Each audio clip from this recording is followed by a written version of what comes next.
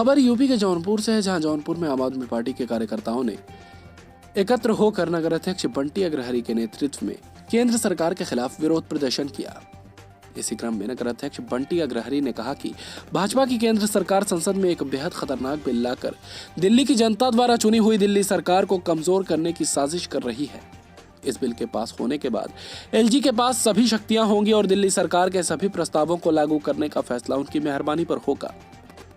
इसी क्रम में सुनील कुमार मिश्रा ने कहा कि दिल्ली विधानसभा में मिली करारी हार, एमसीडी उपचुनाव में 0 सीट मिलने और दिल्ली से लेकर गुजरात तक जिस तरह से आम आदमी पार्टी की लोकप्रियता बढ़ी है और जन समर्थन बढ़ रहा है, उससे भाजपा परेशान है। दिल्ली में लोकतांत्रिक ढंग से जनता ने माननीय अरविंद केजरीवाल को अपना प्रमुख चुना है, लेकिन उसके बावजूद भी मोदी सरकार दिल्ली जैसे राज्य को सत्यानाश करने पर तुली हुई है। क्या 200 यूनिट बिजली का बिल फ्री करना अपराध है? क्या दिल्ली के लिए शिक्षा और चिकित्सा फ्री करना अपराध है? क्या महिलाओं के लिए बस यात्रा निशुल्क करना अपराध है? क्या बुजुर्गों को तीर्थ यात्रा कराना अपराध है?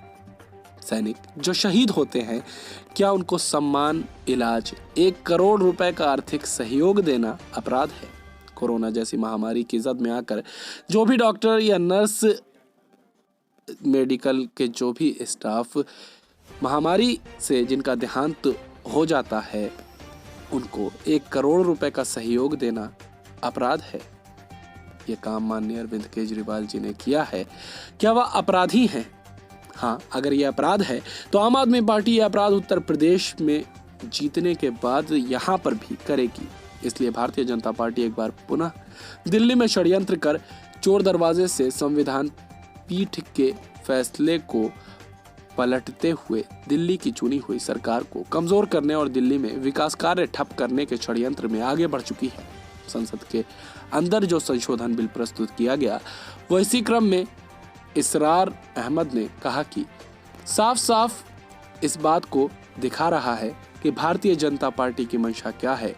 इसी क्रम में रविंद्र ने कहा कि पिछली बार जब दिल्ली में अरविंद केजरीवाल के नेतृत्व में आम आदमी पार्टी की सरकार बनी थी और अरविंद केजरीवाल के नेतृत्व में दिल्ली सरकार ने काम करना शुरू किया था, उस समय गृह मंत्रालय की तरफ से एक आदेश जारी किया गया और दिल्ली सरकार के काम की रफ्तार को ठप करने के लिए सारी शक्तियां एलजी को दे दी गई।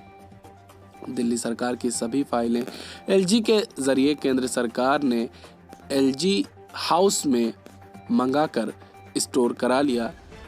शुंगलू कमेटी बनाई गई, लंबे समय तक फाइलों पर बैठकर काम को ठप किया गया। आपको ये भी याद होगा कि दिल्ली के अंदर मोहल्ला क्लिनिक बनाने के प्रस्ताव पर कई साल तक देर किया गया।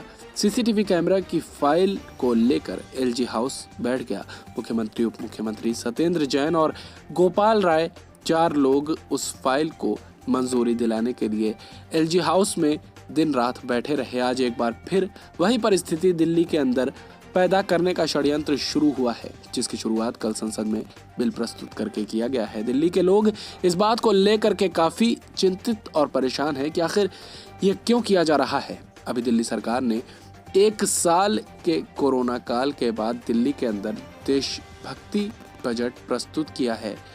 कई सारी नई कार्य योजनाएं बनाई गई हैं जिनको दिल्ली के अंदर लागू करना है। दिल्ली के अंदर आज़ादी के 75वें वर्षगांठ के अवसर पर देशभक्ति को लेकर अभियान चलाने का निर्णय हुआ है।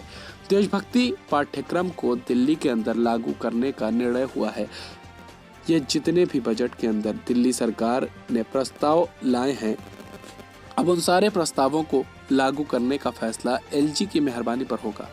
इस कार्यक्रम में जिलाध्यक्ष राजेश अस्थाना, वरिष्ठ जिला उपाध्यक्ष सूर्य नारायण सिंह मुन्ना, जिला महासचिव आलोक राजभर, अनुराग मणि त्रिपाठी, सुनील कुमार मिश्रा, देवेंद्र कुमार पांडे, बिलाल हसनैन, तीर्थराज यादव, रघुवंश यादव, सुल्तान अहमद, शिवम यादव, बबलू गुप्ता, मोहम्मद जैदी, आशुतोष राज, निशाद, सुल्तान अहमद, राजीव सिंह, अमन गौतम, पंकज चौहान, ऋषभ ठाकुर, राहुल, विशाल यादव, अमरनाथ विश्वकर्मा आदि लोग मौजूद रहे। PLN न्यूज के लिए जौनपुर से रियाजुल हक की रिपोर्ट।